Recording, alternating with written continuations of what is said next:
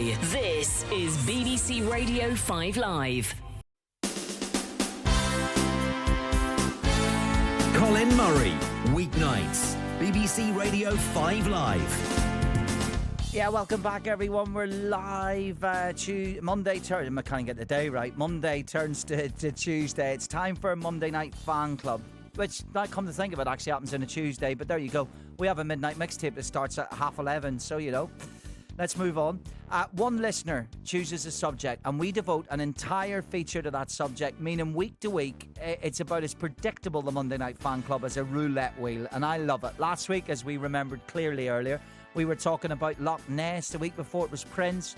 The week before that, the Pendle Witch trials. And tonight, thanks to James in Stockton-on-Tees, well, it's a perfect subject for radio. In fact, it goes out directly, as I say, to all our weeknight VIP listeners. The name we gave years ago to our visually impaired listeners. Visually impaired people are VIPs. Radio, of course, such an important source for news, live sport, music, community connection, and so much more. So this feels the perfect place to have this conversation tonight. And the topic is technology for the blind. I can't thank you enough for this, James. I kind of knew it would be good to do, but the more I got into it, the more I discovered and the more I realised just what a seismic period it has been for change. So, if you stop to think about the different advances in technology that everybody's enjoyed, smartphones, voice-activated systems, and so much more, and it's played a massive part in changing the everyday lives of those who are blind or to whatever extent visually impaired. Now, in the UK, that's 340,000 people registered blind or visually impaired. Now, what also interests me and I think is as important is the things that have stood the test of time in terms of assistance. They would have been technology then. They would have been advances then. So much to take into account, from Braille to guide dogs. And what about people's kindness plays a part as well, I think, regardless of the technology. So there's loads to get into. What a special hour in radio this will be. And if you're one of our VIPs, let's hear from you on 85058. And, of course, you might be messaging in using a smartphone, voice activation of some sort. So cost is a factor as well in the technology for sure. So we got to address that too. Loads of special guests joining us for the entire hour. But I'm delighted that beside me for all of it is the travel and accessibility consultant, Sassy Wyatt, is here. Hi, Sassy. How are you doing? Really good. And text pouring in about this tonight. As I say, that connection to radio is so important and so much to talk through tonight. So, Sassy, you lived the first 14 years of your life with full sight and then started to lose it. And by that time, technology was advancing at quite a rate. So that's the perfect place to start with you, of how as you lost your sight, of where technology was and the aid it was and how important it is. Yeah, definitely. So I was just about to start my GCSEs as my vision started deteriorating. So I have a condition called uveitis, iritis, which is essentially arthritis of the eyes. And my arthritis was attacking my whole body from the age of 7. But going on from there, it attacked my eyes and started to make me lose vision. So I was magnifier user, so technology played a big part in that. I started to use a phone. I used a magnifying glass with a phone until the iPhone 3G, I think 3GS came out. Right. And I started using an iPhone when it got to the iPhone 4, and they had built in the magnification software. So yeah, it's kind of amazing to think what we're on now, 14 Pro, Wow. and how much it's advanced just in that. How are Android phones for this type of technology? Have they caught up? Or are they catching up? Or, in interest of fairness here and the old product placement? Because I know Apple have done amazing things, but I think Android and other companies are getting there or have brought out some great products as well. Yeah, I think Android have really caught up to the Apple technology. I think it's absolutely fantastic. There is so much you can do with an Android now. I think for me, I'm a bit stuck in my ways, Right. and I like what I like. I'm very rubbish with change and technology, so I try and keep on track with the Apple stuff, but there is a joke within the blind community of whether you're Apple or Android. Yes, well, listen, I'm with you on that. I won't say what brand I use, but I don't even bother to look if there's a better alternative. We get so stuck on things. I kind of stay in there too. Listen, we're going to talk a lot about gizmos and gadgets and things that help throughout tonight. But if it's not too personal, too early, Sassy, to ask you this. It's what it allows you to do, right? It's not necessarily the wow factor, although we'll get into that. And this is what I think I can ask you as someone who was fully sighted, as you say, into your GCSEs. To what extent does it allow you to be you, if that makes sense? 1,000,000% it's allowed me to be me. So the context of me losing all my vision was it was a last ditch attempt. My surgeon had already performed many surgeries on both my eyes, and this was another time within the year that I'd lost my vision. So I went under an operation that I knew could go one of three ways. One, it could get better, it could get worse, or it could stay the same. Of course, we all wanted it to get better. But at the time, I was using VoiceOver, which is the inbuilt technology that Apple uses. And it's the voiceover assistant. It allows blind people to use text to speech to navigate their entire phones on their own. And I started to use that within the month just before I lost all my vision. And so, although when I came round from the operating table and I had lost all my vision, I didn't even realize I'd lost all my vision because I had technology at my fingertips, enabling me to call and text my family. And I think a big part of that was that my brain was kind of shut down and was not really telling me the full picture at that time. But to be able to have a piece of technology in my hand that allowed me to still be a part of today's world when I was going through what was quite traumatic, really. I'll never forget feeling as independent as I did then. How does technology and those more traditional things we think of? Do you have a guide dog? I do have a guide dog, yes. So, and I talked earlier about the white cane having GPS in it. How important is it, the marriage of, when I think of a guide dog, I think of so much more than seeing eye. I think of a companion, like all dogs, right? I think of emotional connection as well. So how do these marry together, and how important is that? I think for me, a guide dog was an extension and expansion of my own confidence because I was Yeah. a long white cane user for many years after I'd lost my vision, and I decided to apply for a guide dog, and she really has been my level of confidence and independence. I've managed to travel a lot of Europe and other places around the world with her in tow. And I'm not saying that other blind people, and even myself, couldn't do it with a long white cane, but you're exactly right. It's not just technology, so to speak. It is the companionship, and it's the love and joy that she brings me, and she brings other people everywhere we go. I might have got this wrong earlier, Sassy, but in my defence, I often get things wrong. I think the more things you get wrong, the better excuse it is. So I said earlier, there's a white cane with GPS in that you could literally say, take me to Starbucks, and then it would GPS in like your car, and it would take you there. How close to the truth of that, and how much of that was me talking nonsense? No, weirdly enough, it's actually pretty true. The GPS especially has come on leaps and bounds with regards to pinpoint accuracy now. So there are canes out there, smart canes, that you can program GPS and put it in and say where you want to go, and it will help literally navigate you around not just the obstacles in your path, but whether you need to turn left and right, etc. So I'm not a user of that personal technology, but I have given it a go. And How do you hear it then? So again, because the cost is a thing, right? So you've got to have the GPS cane. I'm assuming then you have to have something like wireless headphones, right? So you'd have that plugged into your ear. Is that, and then are you hearing what it's saying, like your car would say it? Yeah, so there's two things. So it connects to your phone, which means you can have control over it via your phone, which means essentially you are hands free. But it can and it does talk out loud as well. So it depends on which sort of way you want the device to work for you. So again, the technology pairs with the technology you've already got at your fingertips, which is really cool. But I think there are different smart canes out there, and I think I've even seen ones where you can use wireless headphones with them Mm. as well. But I think as a blind person on a very personal level, to use earpods and AirPods and things like that whilst using GPS and not knowing your full surroundings, Mm. it makes more sense to try and use your hearing as much as possible to get Yeah. around. Yeah. And I mentioned this earlier.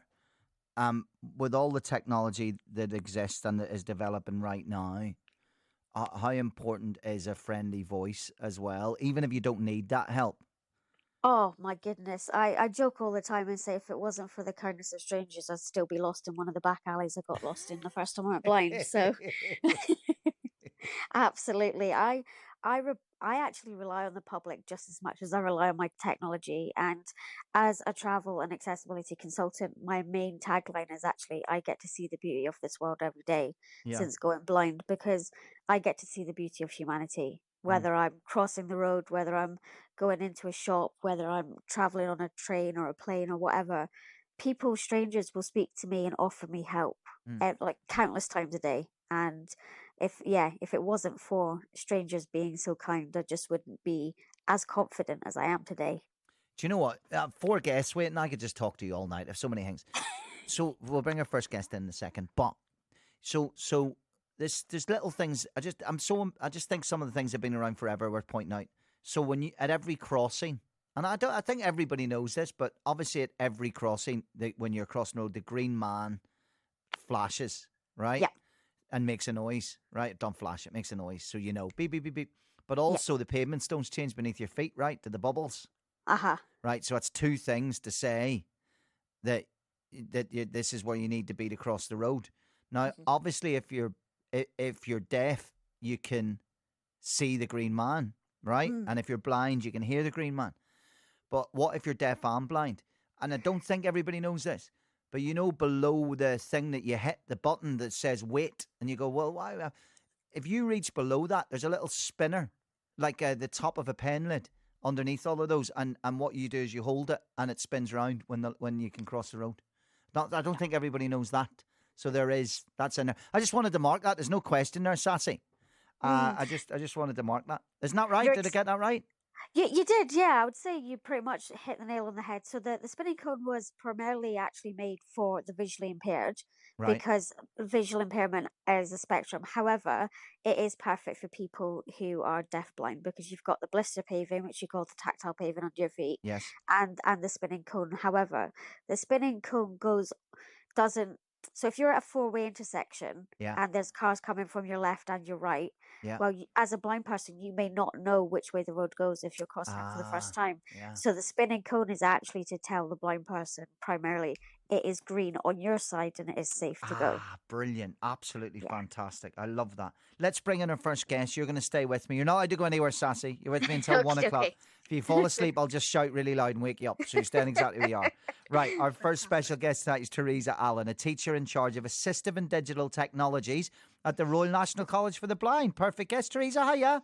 Hi. Now tell me all about the college. It's exactly it's Exhibit A for the Technology for the Blind Monday Night Fan Club. We're doing live right now on weeknights. So tell me all about the college. So we've been in existence for over 150 years. We're based in Hereford and have been since 1979. We take young people between the ages of 16 and 25.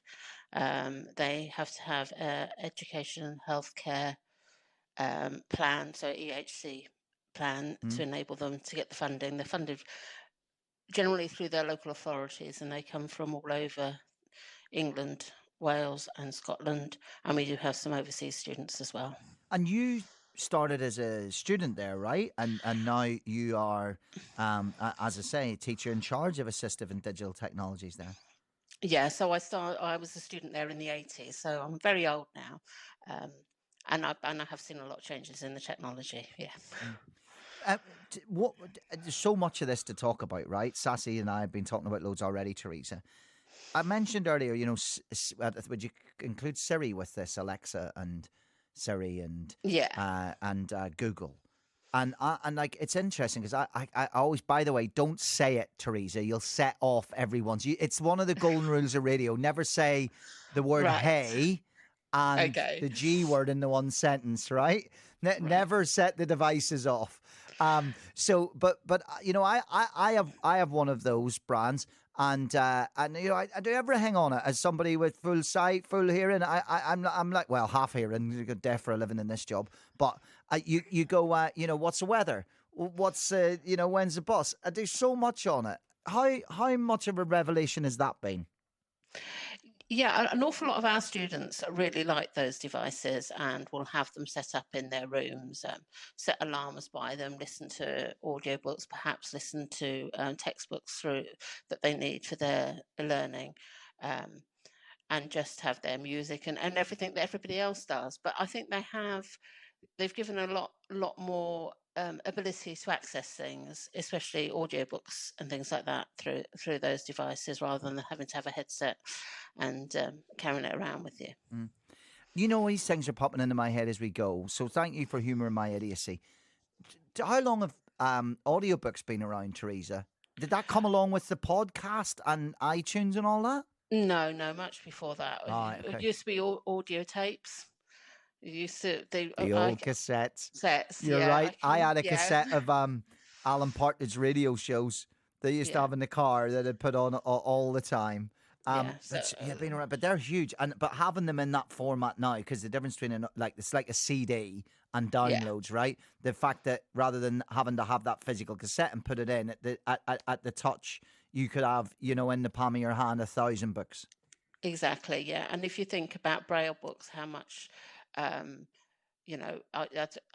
can't remember exactly. I think there's lots of volumes for the Harry Potter book. I can't remember exactly how many, but Braille tech devices, so a Braille display, somebody can connect that to their phone and they can read a book via Braille, electronic Braille, and a lot of students will say they love that because they can put their own interpretation of the book. They're not listening to somebody who's put their voices on it. It's their voices, it's their interpretation of what they're reading, and a lot of them will prefer that to the audio as well. You know what, Sassy? I'm so glad Teresa said that, because I always feel like I can't say I'm not a fan of the audiobook. I know people love them, but even just hearing somebody else's voice say the words, Sassy, I want to build the characters in my head, how I hear them and how I see them.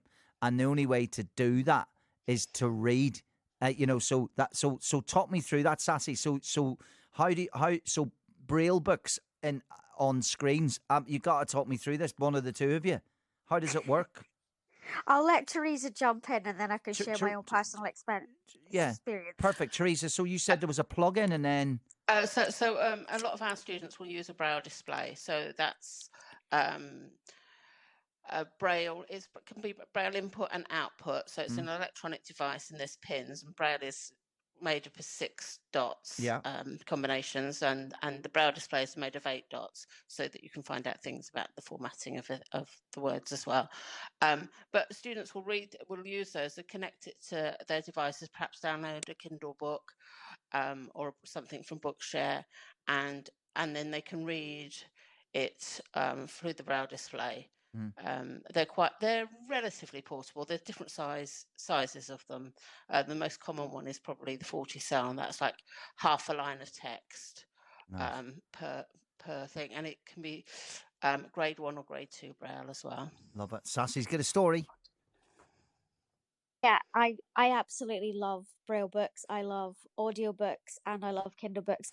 It's really interesting for me because I am a Braille reader, but I have arthritis in my hands and my wrists. Yeah. So I find it really, really arduous to read Braille. So I'm quite a slow Braille learner. However, with the introduction of the Kindle book, even though it's a synthesized voice, it actually allowed me to read from the text to speech and animate the characters in my own way. And it wasn't until I really got into reading business and psychology books through audiobooks that I finally transitioned to reading some stories, including the Harry Potter, actually, with the audiobooks. But I'm really controversial because I absolutely adore Stephen Fry. Yeah. But there's so many words and phrases he says in the audiobooks that I just want to tear my hair out, because I was so fortunate that I had Vision up until 2007. So I read all of the Harry Potter volumes with Vision, but then I've also read them through Kindle, and I've read them with audiobooks since. And even now, things that they say, I'm like, this is not how the character is meant to be in my own head. So I do love the discussion between having if you're an audiobook listener or not. There's nothing controversial in that, Sassy. Believe me, 25 years of radio, you're absolutely fine. Teresa, I want to get through as much technology as possible. It doesn't have to follow a considered line. Talk me through like your favourite assistive technologies and the things that you go, oh my goodness, even in 3 years, this has changed so much, or the latest thing and all of that, Teresa.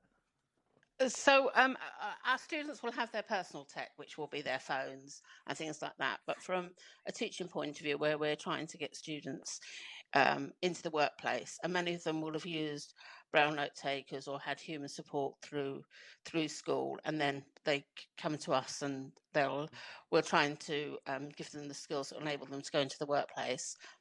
So we'll do a lot of things using the Microsoft applications, but then using the assistive tech and ensuring that they have a visual awareness, because a lot of young people with no sight are often not encouraged to have that visual awareness about how a document should look, whether you should put images on, whether it should just be plain text. So it's encouraging that visual awareness that can be really useful to them, although not all would agree. And I do have a number of arguments with 16-year-old lads who don't see the point in anything like that.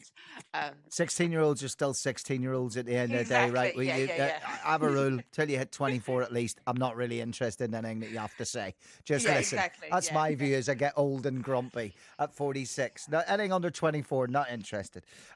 What isn't working, Teresa? What's the technology that isn't right or that you feel is missing?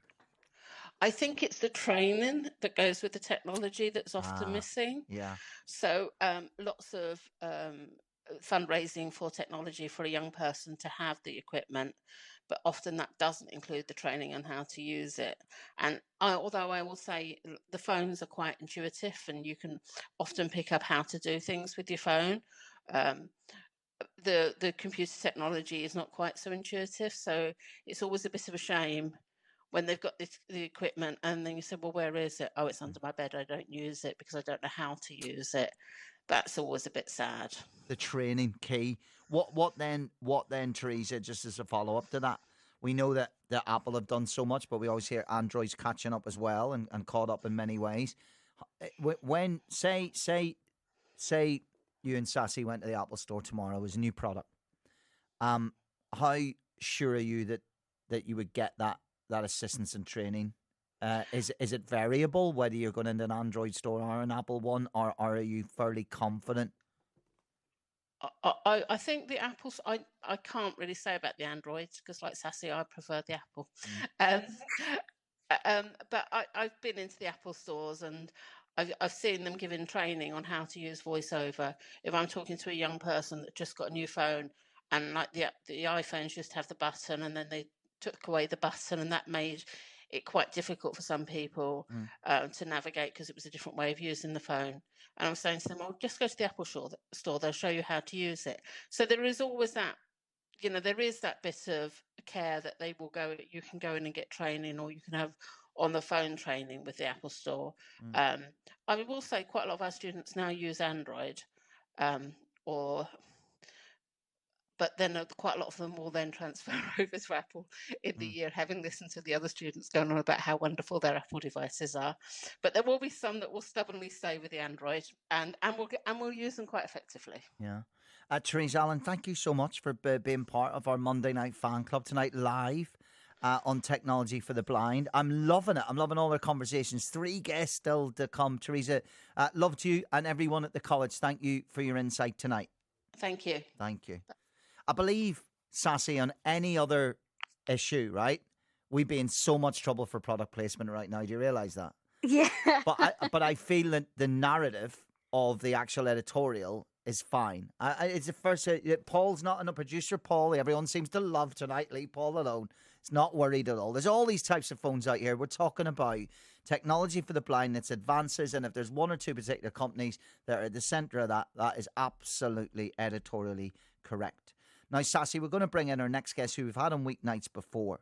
Mahi Mucka is a consultant retinal surgeon at Moorfields Eye Hospital. So we're diversifying a bit here. We're going right to the sort of sharp end here. He's performed a bionic eye procedure, Sassy, and he joins us from Detroit. He's actually in a really big conference and meeting tonight about technology for blind people. And I think, sir, I think you've just stepped out of that. Is that right? Yeah, hi, Colin. Hi there. Good evening. Nice for you to be here. Thank you, Doctor. Tell me, what was today all about? What's happening in Detroit? Yeah, so I'm at the Eye and the Chip meeting, which is a research congress, brings together all the leading experts and authorities on artificial retina, which you call the Bionic Eye. So I'm at a 3-day meeting. This is day 2. And so people come from all over the world for it, do they? Everyone gets together? Yeah, I mean, it's as far as, Taiwan, Europe, Australia, North and South America, Europe, everyone's here. It's like the premier eye meeting for this field.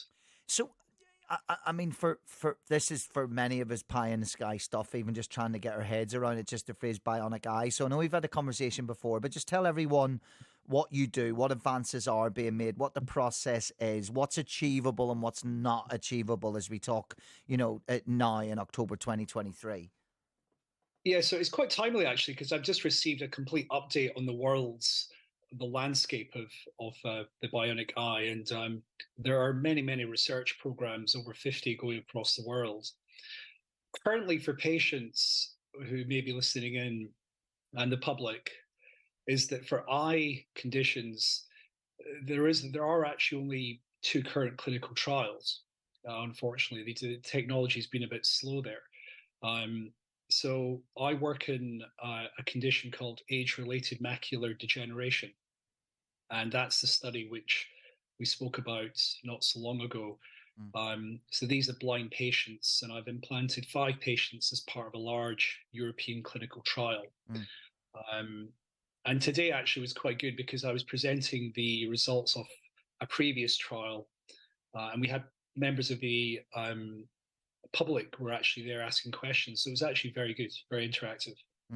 So what advances do you believe are possible? Well, and what isn't? Well, I think looking at our current bionic eye implant, which is called the Prima device, that was developed in Stanford, and the original study is now showing that patients who were blind, completely blind from this condition, this particular chip can give patients the ability to read letters and read words, which has never been even mentioned in a congress like this. So I think the potential for patients to have some vision restored is very optimistic. So this big trial we're working on at the moment is now going to what's called validate, so confirm the findings hopefully, and we'll find out that next year. I want to bring in Sassy back. Sassy Wyatt is with me for the whole hour. And Dr. Mucka is with us at the moment. Sassy went blind in her teens, so lived life up their GCSEs with sight, and then lost her sight. This absolute, cutting edge of restoring sight and bionic eyes, etc. Sassy, how do you view it? Do you pay attention to it? How does it sort of fit into sort of your knowledge? So I really love it. I think it's absolutely fascinating. I know from my particular eye disease and the fact that I have detached retinas, it's highly unlikely for me to have the quote unquote bionic eye.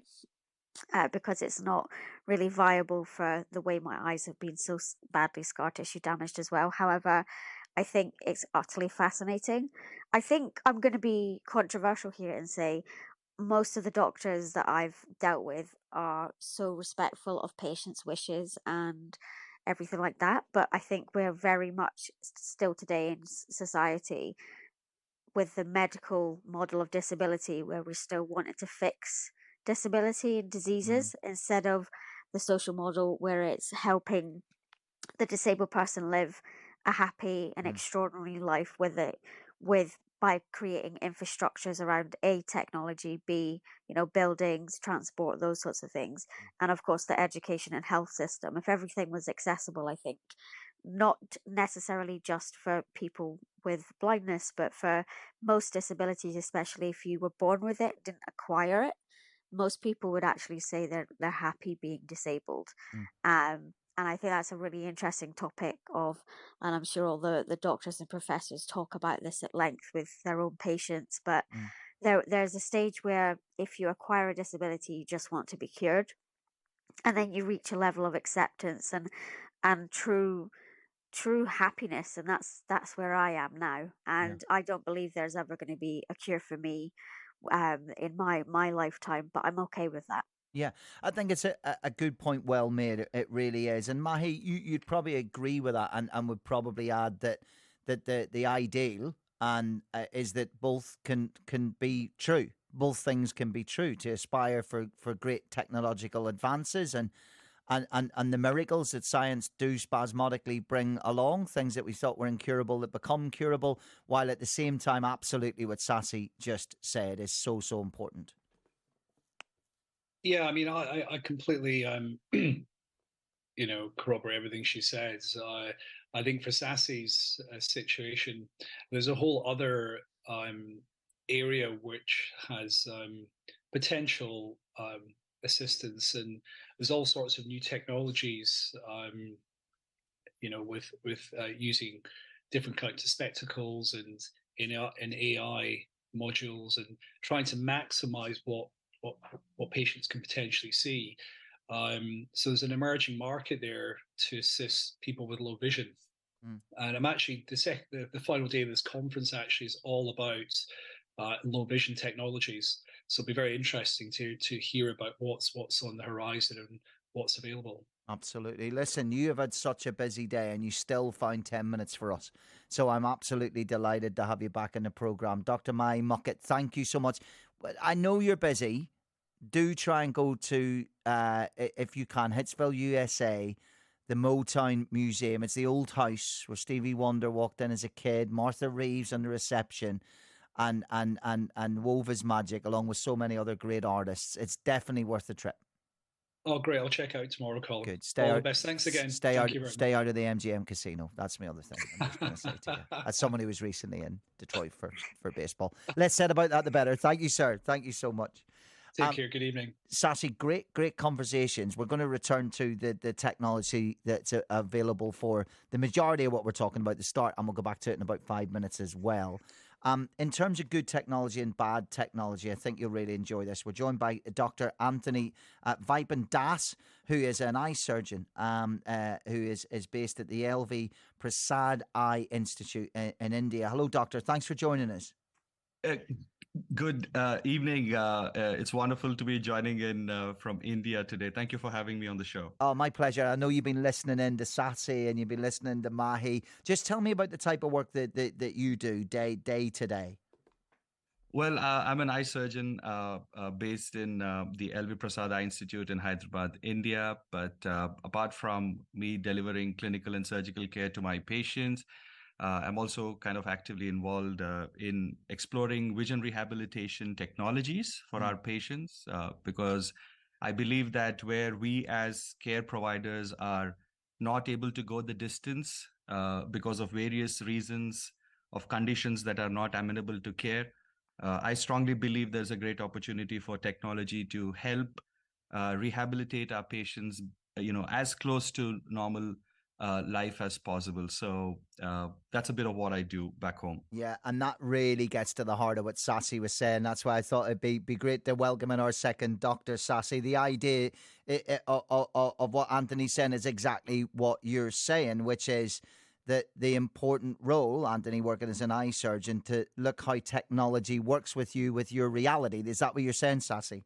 Yeah, absolutely. Yeah. And the support and the support that the clinicians also need for to be able to get their head around to be able to support their patients is is incredible. So the fact that you're taking these leaps and bounds just shows, even in the time that I've gone blind and lost my vision, how quickly technology stepped up.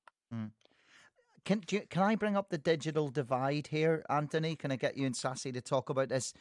Anthony, everything that we're mentioning here, the new iPhone this and the new Samsung that, and e-readers and these voice-activated systems, to all certain extent, run to hundreds and hundreds of pounds, sometimes thousands. I'm assuming the reality is that there is a cost that comes with this connectivity, with this with this technology for the blind that is out of reach of so many people. Absolutely. I must tell you that at least over the past decade and a half, from where people have actually moved from using a simple walking cane, right, for navigation, there's been kind of an explosion of innovation, if I may say, where at least people are looking at, utilizing devices that are plugged onto spectacles or the walking cane to kind of help people navigate their environments, at least on the hardware bit. But I think the biggest leap has happened in terms of the smart devices in our hands, right? Well, people do have a smartphone. Of course, there is a digital divide in certain geographic regions of the world, but at least in terms of the utilization of the cameras on the phone and the kind of AI technology that is being run at the edge of the phone is just amazing to see. There are apps that are currently right now available to even describe a scene for individuals, currency notes, read documents, help you understand what are the lighting conditions around, maybe even identifying color. And one of the other things that was quite exciting to see, which I'm sure is an evolving community, is that there's an app called Be My Eyes, which actually connects sighted volunteers to visually impaired individuals, where they can volunteer to, probably help them read out, the particular scene or the situation in front of them. So I think it's been a good leap, I would say, in terms of technology. But you're right, Colin. It's basically about how accessible it is to people, how affordable it is to people.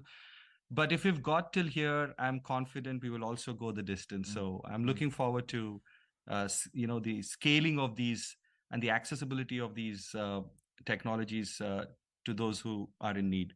It's so important, that, Sassy. Let's say, and listen, I don't know, you might have £20 million in the bank, and I have no idea. But let's take the average wage, right? And there's the rent of the mortgage, there's the food, when the cost of living crisis at the moment, inflation going in the right direction at the moment. Everything's costing more, and maybe the choice for many would be, well, I would love to go on this holiday, but actually this technology costs me X amount. Does a lot of money need to go on it to have those advances, to have those advances in technology? Yeah, I would definitely say that I am extremely privileged because I do live in a first world country, being the UK. But going back to the digital divide, there are 23% of non-disabled people that don't have access to the internet in the UK compared to 6%. So if you think of how many disabled people don't have access, sorry, I completely screwed that up there. The statistics are that 23% of disabled people do not have access to the internet in the UK, in comparison to 6% of non-disabled people. Yeah. So you put that, just in the context of the digital divide in the UK, it all comes down to cost and whether people can afford it. I think the one and only thing I would say is that the thing that people genuinely love about the smartphones today especially Apple, because it was the pioneer, is that when you took the phone out of the box, the MacBook out of the box, or anything like that, you were paying the exact same as your non-disabled counterparts with this built-in technology for free forever. Whereas if you go back even 15 years ago, technology you needed to put on the phones in order to make them talk was hundreds and hundreds of pounds. So although the smart technology, especially for smartphones, are extortionate with regards to the price if you cannot afford it, it's more affordable now than the technology was when before. Yeah. And even the computer apps, so the JAWS licensing software and things like that, that's £1,000 just in itself. And you have to renew that. So there is a digital divide. I really do believe that. Now, Anthony, let me ask you this one last question. Give me an example of something that's not quite there yet in terms of technology for the blind that you would be excited about, or you see as being something that will, further again increase that connection, increase that accessibility.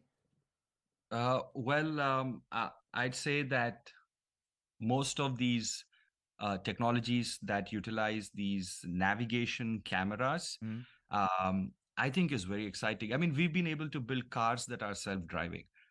Can we have an independent, functioning individual who's got visual impairment, but we've have these technologies that are able to help people navigate. So I think moving far out, I can see the potential of people being guided to be able to navigate this beautiful world. And I see potential in those kind of technologies kind of evolving over the next, maybe half a decade or a decade, and utilizing all the computing power that is now able to be done right on these devices. So I think that is exciting, Colin, to see how that will. Yeah, I think you put a really realistic timescale on it as well for the next big advance on it. Dr. Anthony Vipin-Das, our eye surgeon, join us tonight live on 5 Live. Thank you so much, mate. Thank you so much, Colin, and wonderful to meet you, Sassy. Thank you. Lovely to have you on. Too. Brilliant, lovely, Sassy, lovely guest tonight. Now that's interesting. Now I have a bit of self-driving technology in my car, Sassy. I can tell you it's a long way away from living up to what actually would be proper. Is the word autonomous driving? Is that the word? Yes. Yeah. Do you sort of not? Where are you in that? Do you think, does that excite you, the idea that you see self-driving cars, they're tested in various places? We've had these taxi systems. Was it San Francisco, producer Paul, we were talking? What was the place in America had the taxis and there was all sorts of debate about them? Anyway, it was a place in the United States. I think it might have been San Francisco. Do you park that, pardon the pun, sort of, at the back of your mind, or do you get excited about that now? I would honestly say that I am beyond terrified of the thought of a blind person getting behind the wheel, regardless of whether it's self-driving or not. And then I add the logistics into that. Okay, you want to be autonomous. Okay, so you get off, you park your self-driving car in a car park, multi-story car park. How are you then going to find it again? Yeah. Like, how are you going to find your car when you've parked it in a multi-story car park? And let's be honest, GPS can still play silly beggars with you. Yeah. And I can easily get lost in my own front garden if I was to listen to my GPS, and it's and it's telling me this way and that way. And so I've had the opportunity to drive cars and fly a plane because I'm with someone that's fully qualified and has, given up their time for me to do that.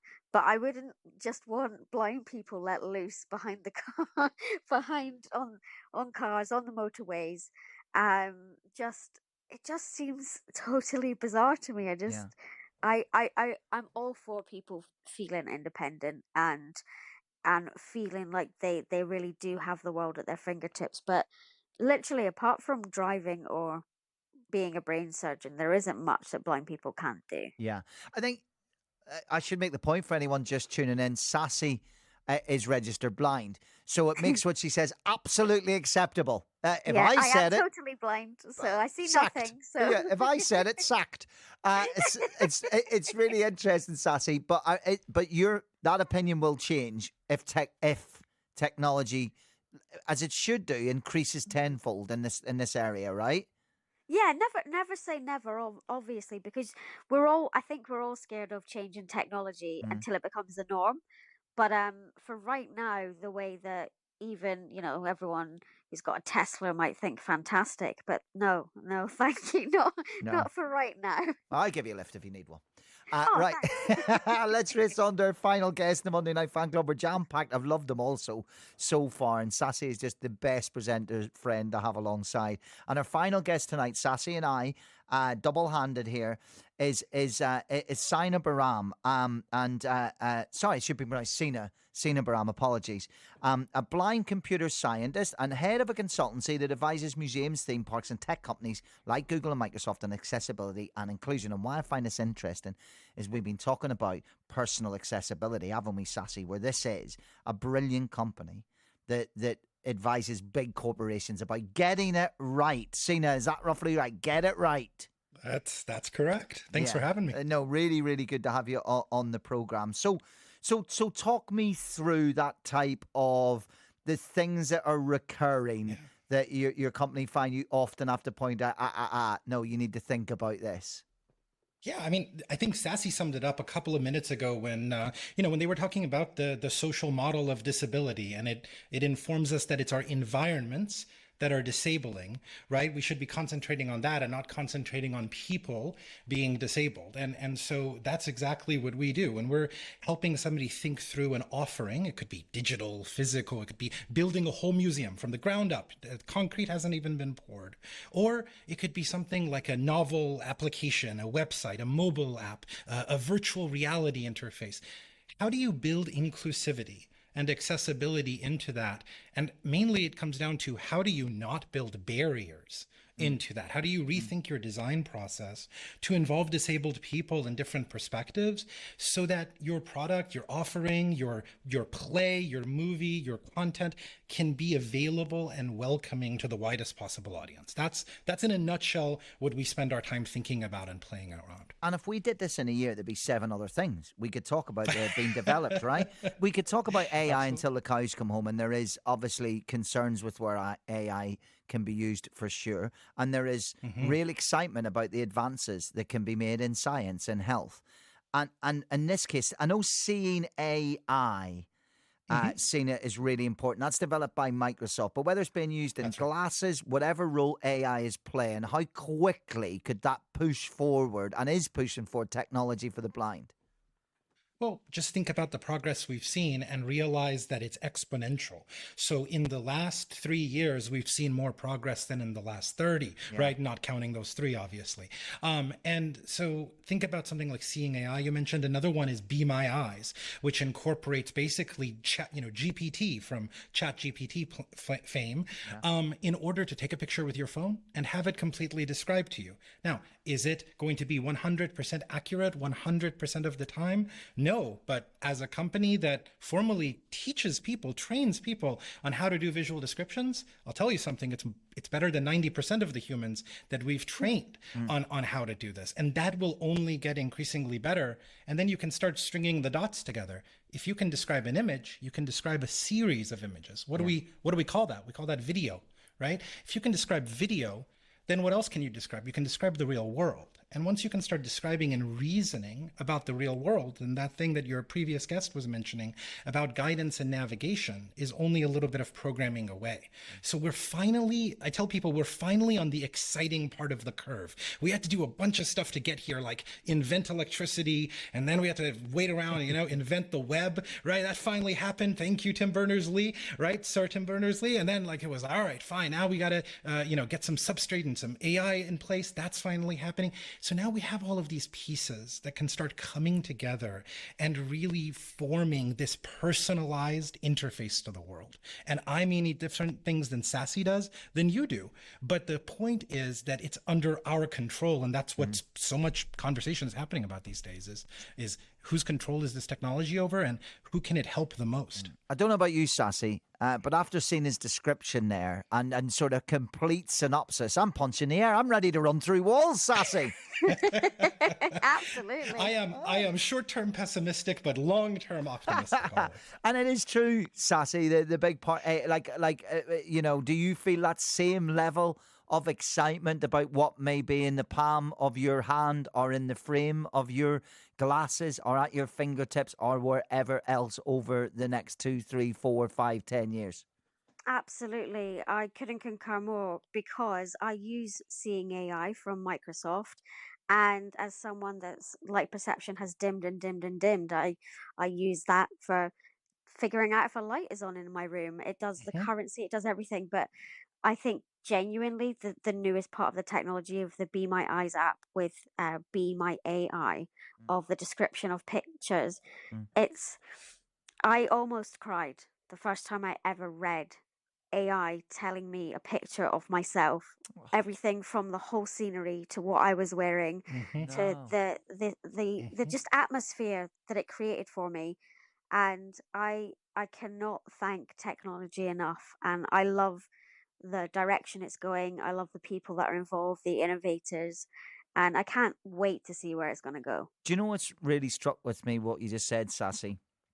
And what I love about a Monday Night Fan Club, it's unscripted, it's not set interviews, and I always have an expert with me, someone who could, like you've been for the whole army, always usually get somewhere very different than what a traditional interview would be like. And I'm using air quotes here when I say this, Sassy, okay? You can't say it's radio, right? Just air quotes for everybody. So things that allow you to see, right? The thing that is magic about that is it allows you to be seen at the same time. That is. I never thought of it in reverse, but that's what you're saying. It was describing you back. Yeah, that's unbelievable. That's really emotional. That's beautiful that we're at that stage and so much further to go. Right? Mm-hmm. Yeah, it just blew my mind and took my breath away, and it was a moment that I don't think I'll ever be able to forget. And yeah, I use now that it's available, hopefully worldwide. Now I think it's been completely rolled out to the whole Be My Eyes community. It just means that anyone with a visual impairment that maybe have never seen themselves before or pictures before will have everything just described in an instant. There's one important thing to keep in mind with all of this. For experiences like Sassy's to happen, we have to be really vigilant, because right now there's a lot of privacy legislation and other rules in the UK, in America, in Canada, etc., that are actually, and for good impetus, trying to outlaw certain forms of facial recognition and tracking. And this has a lot of good reasons behind it, because it's been deeply harmful for marginalized communities. But here's the thing.